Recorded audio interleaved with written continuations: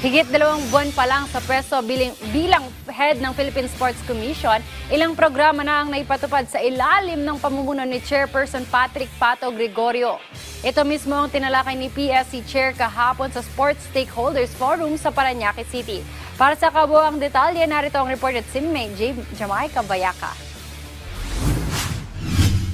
Happy Athletes, Stronger Nation. Ito ang programang hatid ng Philippine Sports Commission sa mga atletang Pilipino. Layuning palawakin ng mga sports development program sa pagpapalakas ng Philippine sports. Isa sa mga prioridad ang 14 regional training centers na isinaayos mula Lawag hanggang Siargao upang mailapit ang pasilidad sa mga atleta. Maglulunsad din ang national championships na isasagawa taon-taon sa lahat ng sports para bigyan ng mas maraming kompetisyon ang mga atleta. Sa Healthy Citizenry Program, kasabay nito ang mga binuksang mga track ovals at field facilities gaya ng Ninoy Aquino Parks and Wildlife na may bike lanes, skate park at fitness zones para sa publiko. Tinalakay din ni Pato ang digital transformation kung saan mas madali nang makuha ng mga atleta ang kanilang allowances sa pakikipagtulungan ng PSC sa isang leading digital bank. Kasama dito ang 5,000 dagdag monthly allowance para sa lahat ng national athletes at coaches simula noong Agosto. Iginiit din ni Gregorio na ang pag-host ng mga international events gaya ng 2025 Men's World Championship Qualifiers sa Pilipinas ay tulong sa pag-unlad ng sports tourism. Mas palalakasin ang grassroots program sa pamamagitan ng pagtatayo ng mga regional camps na pundasyon ng mga future champions.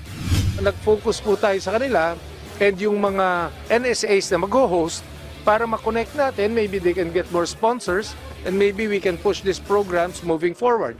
Nandito si Senador Migs, nandito si Congressman Mike D, nandito yung mga mayors, and nandito ang media, UAAP and CAA. I'm overwhelmed. Actually, I am very happy. This is how it should be.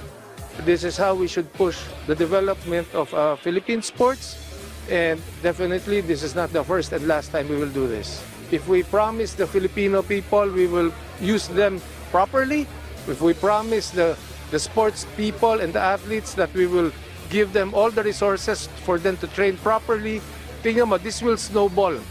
We have no time. Sayang yung oportunidad to really catapult Philippine sports to a very high level. Layunin ng forum na palakasin ang kooperasyon ng public at private sectors at magbukas ng partnership opportunities para sa mga proyekto sa sports development. Samantala, ilan sa mga dumalo si Congressman Mike D. III kasama ang kanyang kapatid na si Samahang Basketball ng Pilipinas Executive Director Erica D., SBP President Al Panlilio, Senator Juan Miguel Zubiri at Olympic weightlifting champion Haililyn Diaz. Masaya din ako na itong stakeholder forum ay pinapakita kung ano yung nagawang plano at gagawin pang plano ng Philippine Sports Commission sa stakeholders, sa atleta, sa NSA, sa private companies. And malaking bagay ito kasi para makita ng lahat ng stakeholder na may plano tayo. Bilib din si Senator Mig Zubiri sa mabilisang aksyon ni Gregorio para sa kaunlaran ng sports, kaya nangako itong dadagdagan ng budget ng PSC. My goodness, ang bilis niyang gumalaw. Nung pag-upo niya lang, nag-reach out na siya sa akin. Nung nalaman niya may facility ako dun, he automatically reached out to me and he decided to fly over within 5 days. So, kung ganun ang leadership style niya, marami tayong magagawa for Philippine sports. Wala na akong masabi pa kundi talagang inspiring leadership niya and proactive. So I'm very excited for Philippine sports. I will push very strongly for the amendment of the PSC budget to increase it. Maybe 500 million to maybe higher of 1 billion. We'll see what we can do. Lalo sa infrastructure program nila. So gagawin namin lahat. Marami naman pro sports sa amin sa Senado. You have Senator Pia Cayetano, you have of course Senator Bongo, myself, Senator Joel. Maraming pro sports dun. So for sure, lulusot natin to. Aasahang mas marami pang progreso sa mga susunod na buwan habang tuloy-tuloy ang serbisyo ng PSC para sa mga Pinoy athletes. Jamaica Bayaka para sa atletang Pilipino, para sa bagong Pilipinas.